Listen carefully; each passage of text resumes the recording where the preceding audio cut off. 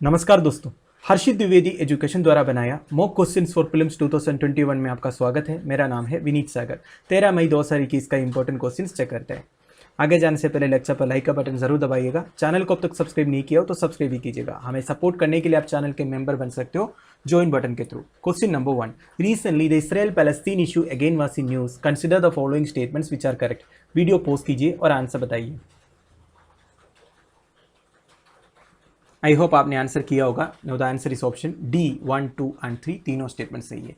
देखिए दोस्तों, Israel Palestine के बीच में जो चल रहा है आप लोग न्यूज़ में देख ही रहे होंगे, काफ़ी सीरियस होते नजर आ रहा है। वैसे इसराइल एंड पैलेस्टीन के बीच में जो प्रॉब्लम है इसकी बेसिक रीजन हमने 2 दिन पहले एक वीडियो में कवर किया था।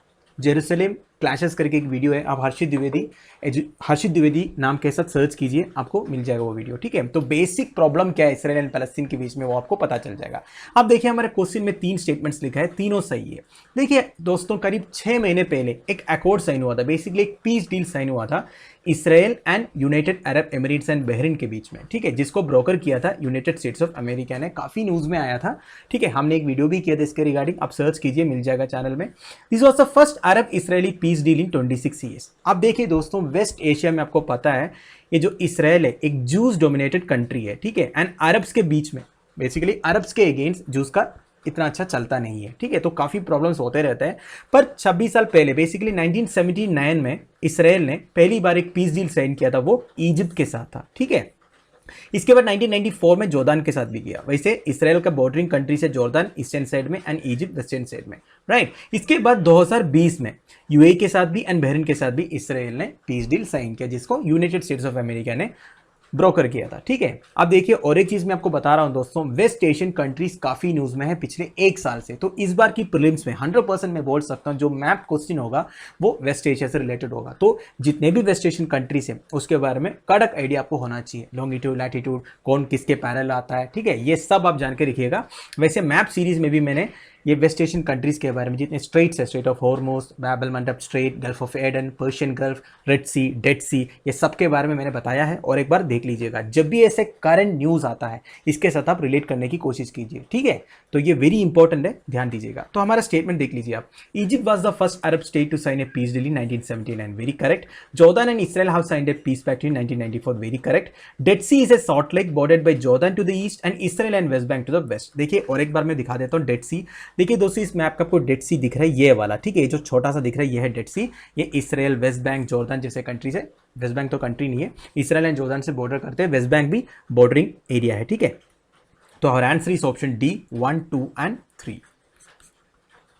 Question number 2, consider the following statements regarding Pradhan Mantri Garib Kalyan Anna Yojana which are correct. Video pause कीजिए और आंसर बताइए। आई होप आपने आंसर किया होगा। ना the answer is option A, 1 only, statement 2 and 3 गलत है। देखिए दोस्तों, कोविड-19 पैंडेमिक के टाइम पे जब लॉकडाउन हुआ था, गवर्नमेंट ऑफ इंडिया ने प्रधानमंत्री गरीब कल्याण अन्ना योजना लॉन्च किया था, जिसके थ्रू फूड सिक्योरिटी इंश्योर करते हैं, लोगों को फूड ग्रेन्स देते हैं, राइट।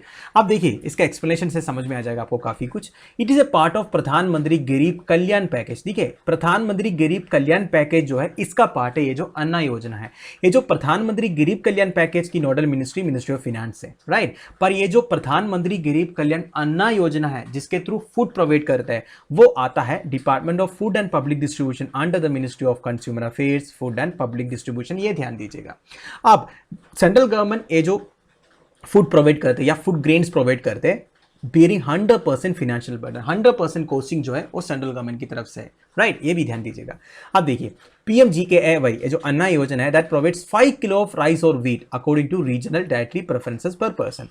राइस या व्हीट किसी में से एक मिलेगा 5 किलो। ठीक है, the food grains will be allocated free of cost at 5 kilo per person per month. ये ध्यान दीजिएगा दोस्तों, पर पर्सन 5 किलो है, वेरी इंपॉर्टेंट पॉइंट। ठीक है, एक फैमिली के लिए नहीं है, पर पर्सन के लिए 5 किलो है। To the beneficiaries covered under National Food Security Act 2013 over and above NFSA food grains. National Food Security Act 2013 के अंदर जितने भी बेनिफिशरीज है, हर पर्सन को, हर एक आदमी को मिल जाएगा, आदमी या औरत को मिल जाएगा 5 किलो पर पर्सन राइस, नहीं तो व्हीट।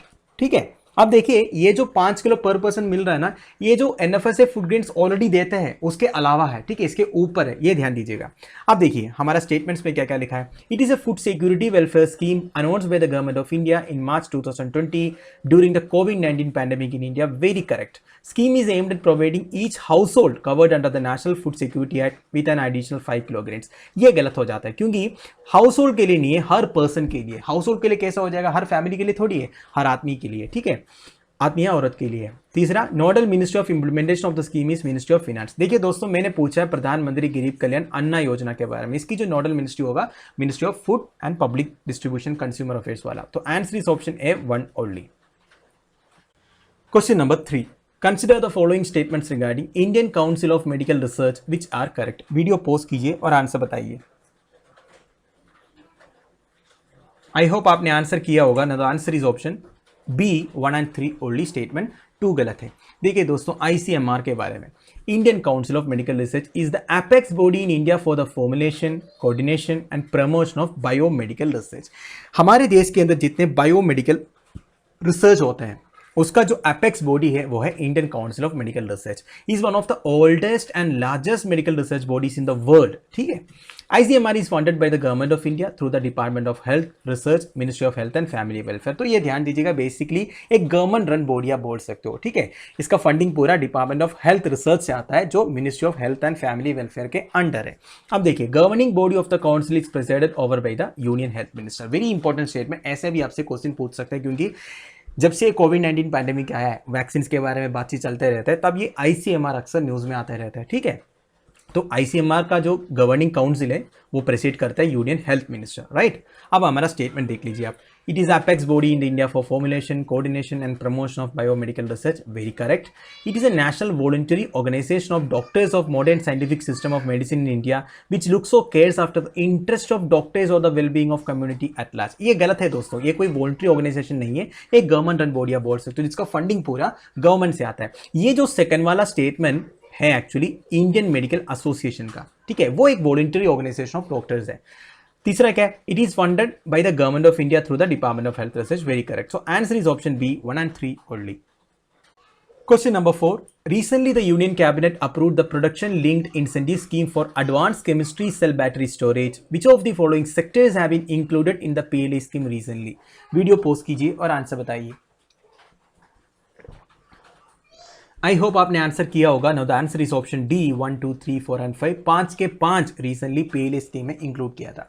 देखिए दोस्तों, PLA स्कीम के बारे में कम से कम 15-20 बार डिस्कस हो चुका है और एक बार मैं बेसिक जानकारी देता हूं। देखिए, प्रोडक्शन लिंक्ड इंसेंटिव स्कीम क्या होता है। प्रोडक्शन के साथ साथ गवर्नमेंट जो है इंसेंटिव देगा। मान लीजिए कंपनी का प्रोडक्शन है एक महीने में 100 मोबाइल फोन, ठीक है, 100 फोन्स वो प्रोवाइड करते हैं। अगर वो 100 से जगह 150 करेंगे, जो एडिशनल प्रोडक्शन के लिए गवर्नमेंट ऑफ इंडिया जो है इंसेंटिव प्रोवाइड करेंगे, इसको बोलते हैं production linked incentive scheme. Production के साथ साथ अगर नॉर्मल प्रोडक्शन से ज्यादा करने से इंसेंटिव देगा, तो कंपनीज की प्रोडक्शन इंक्रीज करने के लिए, ठीक है, ये गवर्नमेंट ऑफ इंडिया की तरफ से स्कीम है, राइट। अब देखिए हमारा आंसर्स क्या क्या है। देखिए ये इंपॉर्टेंट है, कितने स्कीम्स में production linked incentive scheme launch किया है या इंक्लूड किया है, कितने सेक्टर्स को, ये भी इंपॉर्टेंट है। Food processing industry, air conditioners and LED lights, critical bulk drugs, telecom sector, pharmaceutical sector, etcetera etcetera. अगर आपको समझ में नहीं आया मेरी जो एक्सप्लेनेशन है, तो आप हर्षित द्विवेदी नाम के साथ सर्च कीजिए प्रोडक्शन लिंक्ड इंसेंटिव स्कीम करके, आपको 100% इन्फॉर्मेशन समझ में आ जाएगा PLA स्कीम के बारे में। So here our answer is option D, 1, 2, 3, 4 and 5। Question number 5. Which of the following options correctly represents the location of Saudi Arabia? Video pause कीजिए और आंसर बताइए। आई होप आपने आंसर किया होगा। Now the answer is option A, between Red Sea and Persian Gulf. मैंने आपको बताया था वेस्ट एशियन कंट्रीज आजकल काफ़ी न्यूज़ में, तो पूरा मैप नॉलेज आपको होना चाहिए, राइट। एक बार आप मैप देख लीजिए। सऊदी अरेबिया का लोकेशन आपको दिखेगा, रियाद कैपिटल है, वेस्टर्न साइड में रेड सी है, ईस्टर्न साइड में पर्शियन गल्फ है। तो प्रिसाइजली बोल सकते हो Saudi Arabia is between Red Sea and Persian Gulf, right. So answer is option A, between Red Sea and Persian Gulf. और एक चीज मैं आपको ये बताना चाहता हूँ मैप नॉलेज के बारे में। अब सबको पता है यूपीएससी प्रीलिम्स में 1 या 2 क्वेश्चन जो है मैप रिलेटेड होते हैं। अगर डायरेक्ट क्वेश्चन पूछ लिया, जैसे रेड सी का बॉर्डरिंग कंट्रीज कौन कौन से इनमें से, तो ठीक है। पर अगर थोड़ा सा घुमा के पूछ लिया, जैसे मैंने अभी पूछा सऊदी अरेबिया का लोकेशन क्या है, तो थोड़ा सा डाउट आपको आ सकता है। सिंपल सॉल्यूशन है दोस्तों, पढ़ना तो पड़ेगा ही। जब आप पढ़ते हो सबसे टॉप प्रायोरिटी है वाटर बॉडीज जैसे Red Sea, Persian Gulf and straits जो है। जब आप पढ़ते हो, अभी देखिए वेस्ट एशिया के बारे में आप पढ़ रहे हो, आपको 100% ये भी जानना होगा कि कौन कौन सा ऊपर है, कौन कौन सा नीचे है। आपसे ऐसे भी क्वेश्चन पूछेगा शायद, Persian gulf, red sea, Bab el Mandeb strait, gulf of Aden, ये नॉर्थ टू साउथ आप अरेंज कर लो। तब आप क्या करोगे, आप पढ़ के बैठे होंगे रेड सी का बॉर्डरिंग कंट्रीज कौन कौन सा है, पर्शियन गल्फ के बॉर्डरिंग कंट्रीज कौन कौन सा। तो ये ध्यान दीजिएगा, ठीक है। आजकल यूपीसी प्रीलिम्स की जो क्वेश्चन पेपर है ये बहुत टफ सेट करते हैं, क्योंकि पहले जैसा नहीं रहा, इतने सारे स्टडी मटेरियल्स अवेलेबल है, इतने सारे ऑनलाइन एजुकेटर्स अवेलेबल है, तो ये एग्जाम पेपर जो सेट करते हैं उनको भी मालूम है। तो जब मैप के बारे में पढ़ते हो तो 100% पढ़िएगा, और वो पढ़िएगा जो न्यूज़ में रेलेवेंट रहता है, ठीक है। जैसे वेस्ट एशिया भी रेलेवेंट है, पहले ग्रीस एंड टर्की के बीच में जो हो रहा था तब वो रेलेवेंट हो गया, तो उसी में ज़्यादा कॉन्सेंट्रेट करो और उसी के बारे में ज़्यादा पढ़ाई करो, ठीक। तो दोस्तों हमारा डेली 5 मॉक क्वेश्चन इधर खत्म हो रहा है। कल मैंने एक क्वेश्चन पूछा था ग्रुप ऑफ आइलैंड्स के बारे में, आंसर इज टुवालू। काफ़ी स्टूडेंट्स ने सही आंसर बताया था। एक्सप्लेनेशन में से प्रांजल, ऋतुपर्णा, श्रवणी, सौरभ, कौशिक, राजेश्वरी, इस्माइल एंड किरण, इन्होंने बहुत अच्छी तरह एक्सप्लेन किया है, पर थोड़ा सा अलग एक्सप्लेन किया प्रांजल पांडे ने। इन्होंने क्या अलग बताया, Tuvalu means 8 standing together. This is an important information दोस्तों। देखिए टुवालू वर्ड का मतलब है 8 स्टैंडिंग टुगेदर, पर टुवालू में केवल 8 आइलैंड नहीं है, टुवालू में 9 आइलैंड्स हैं, जिसमें से 3 रीफ आइलैंड्स है एंड 6 अटोल्स है। This is a very important information. एक बार एक क्विज प्रोग्राम में एक क्वेश्चन आया भी था, ठीक है, इसलिए मैंने बताया प्रज्वल पांडे का एक्सप्लेनेशन थोड़ा सा अलग था। इस तरह की इंटरेस्टिंग इन्फॉर्मेशन कोई भी एक जगह के बारे में जो मैं क्वेश्चन पूछता हूँ इसके बारे में देने की कोशिश कीजिए, वो इंटरेस्टिंग भी रहेगा और सुनने के बाद हमें याद भी रहेगा, ठीक है दोस्तों। So special congrats to Pranjal and congrats to all of you, thanks for being a part. आज का क्वेश्चन देख लीजिए। In Roman times it gained in popularity, and since Romans conquered most of the Middle East, North Africa and Europe, trade routes to India were opened. In Roman ports such as Ostia, it was stored in specific warehouses called Horia. It is also called as Yavana Priya, means passion of the Yavanas or Greeks, that is mentioned in ancient Sanskrit text. About which of the following the statement refers to? इस question का answer आप मुझे comment box में बता दीजिएगा। तो दोस्तों इस क्वेश्चन का सबसे बड़ा क्लू है कि it is also known as Yavana Priya, मतलब ग्रीक्स के लिए, ग्रीक्स को यवनास भी बोलते थे, इनके लिए बहुत पैशन वाला चीज़ था, इनको बहुत पसंद था ये पर्टिकुलर चीज़। तो ये क्या है आप मुझे कमेंट बॉक्स में बता दीजिएगा। तो दोस्तों ये वीडियो मैं इधर फिनिश कर रहा हूँ। आई होप आप लोगों को मेरे वीडियो से कुछ यूज़ हो रहा है। मैक्सिमम शेयर कीजिएगा दोस्तों अपने दोस्तों के साथ, हमारे चैनल के बारे में बता दीजिएगा। लेक्चर की PDF एज यूजुअल आपको टेलीग्राम चैनल में मिल जाएगा, जिसका लिंक नीचे प्रोवाइडेड है। आप लोगों की कोई भी डाउट हो कमेंट बॉक्स में पूछ लीजिए, मैं आंसर देने की कोशिश करूंगा। आप लोगों की वैल्यूबल सजेशंस, कमेंट्स वगैरह हमारे लिए बहुत वैल्यूबल है वैसे। तो thanks for watching, bye bye, have a nice day.